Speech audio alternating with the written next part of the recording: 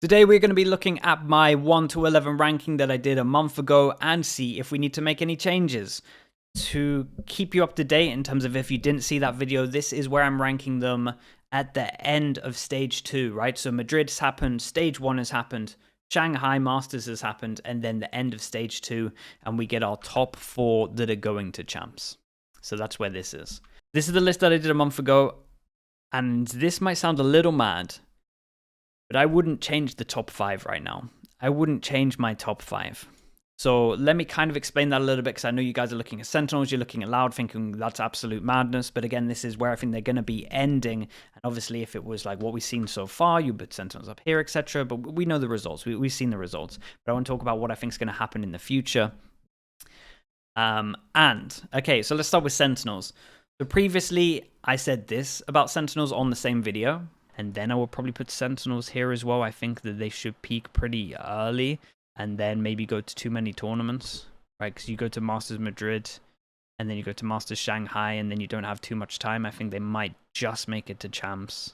And that's pretty much come true. So that's why I'm going to keep Sentinels at 4th. I said they were going to go to Masters, both of the Masters, and then they would have shown too much. Maybe they have enough points and maybe they could take their foot off the pedal and just get to champs with the points. We'll see how they actually do there. But I think just showing that much footage is going to give them a bit of a disadvantage. I think that the format is so compact right now that I'm so fine to leave them at 4th.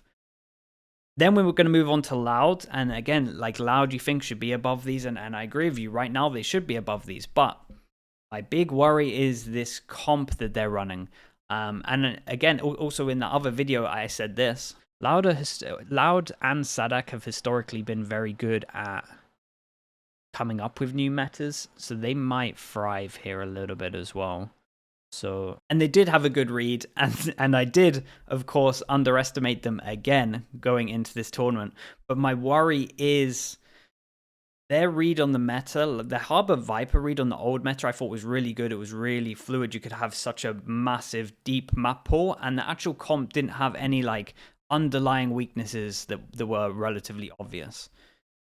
This new comp, however, I do think has a lot of weaknesses. I think it has like 3 main weaknesses, if I'm fully honest, in terms of no Sentinel. So when you're using it on Lotus, it's like pretty obvious in terms of it's a nightmare on defense. And then no one to get through the choke point in terms of diving, right? So it's relatively easy to play against in that aspect. And we also have no hard initiator reclear, no drone or anything in terms of like a recon to clear the site. So that's my worry. I think that they are 3 huge weaknesses in their comp, and I don't think they can keep running it. But I do have faith that they'll keep it on some maps and they'll change it up. So that's why I'm keeping them at 3rd. But that's also why I think that it's going to be a little bit down from like 1st, 2nd. So that's why I'm putting Loud and Sentinels in 3rd and 4th. I know it's a little bit long, but I just wanted to explain why they're here before everyone in chat is just like, why are they down here when they've proved that they're better than these teams at the moment? Then we're going to move over towards Lev, and I just think Lev right now, the thing that worries me is their map pool, but that's also so fine. When I'm thinking into the future map pool, we're going to be looking at Split, thinking damn, we need to change this up. But if they can kind of get it to the levels that like Bind is looking, then I'm feeling confident. So I think their weaknesses are relatively obvious right now, nice and easy to focus on. 4 weeks, 5 weeks if we include last week to kind of change everything up. Maybe they take a week off, then it is 4 weeks. And I'm expecting them to look a little bit better in terms of how good they've looked on some maps. I reckon they can bounce back, and this time off is that's why I'm feeling really confident about these 2 placements, just because the time off is going to be such a thing, whereas these 2 teams are going to have to go to these events, fly there, do media, show all your strats, come back, week off, and then you got to play again. So that's kind of why I'm confident with Lev being 2nd still, and I don't want to do any changes. NRG, similar thing where they're looking pretty good. I would actually say their map pool is actually looking a little bit better. It's just the fact that Sentinels look great. What can we say? Sentinels look great. They probably should have closed out Sunset. If I'm watching that video, that demo, and I was the coach, I would be like, damn, we really shouldn't have let Sunset slip. But yeah, also some things to work on if I'm looking at Split, but maybe it's the Sentinels looking good on Split. So yeah, at least some things that they can work on.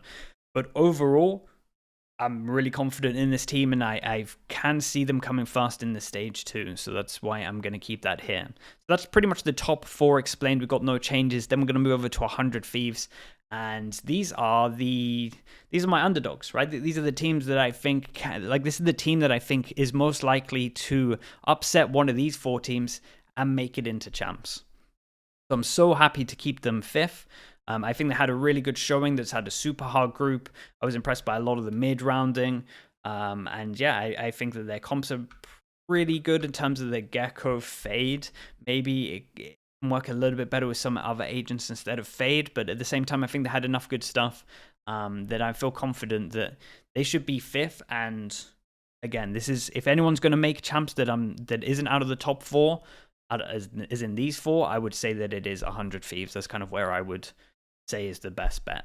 Now, for the changes, I don't want to make too many changes because it's still pretty early on. I don't want to overreact, but I have to move C9 somewhere else.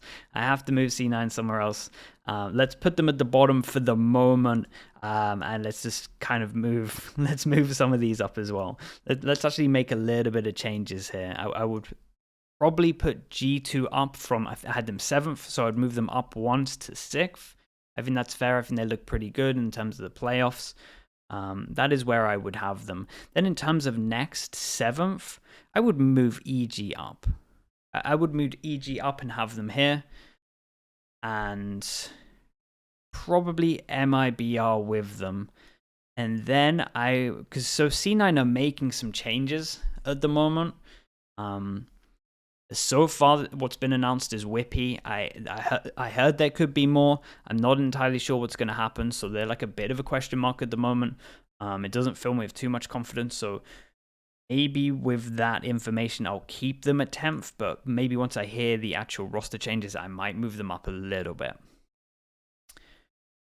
All in all, I think I would kind of leave it here. Furia disappointed me. I thought they were going to be looking better. C9 didn't look great. It looks like they kind of peaked in the off season for sure. Crew, kind of expecting them to look this good. Maybe it feels like they're kind of where they were before. It's like Kesnet can either win or lose them games depending on if he over rotates or depending on if he frags out to heavy levels.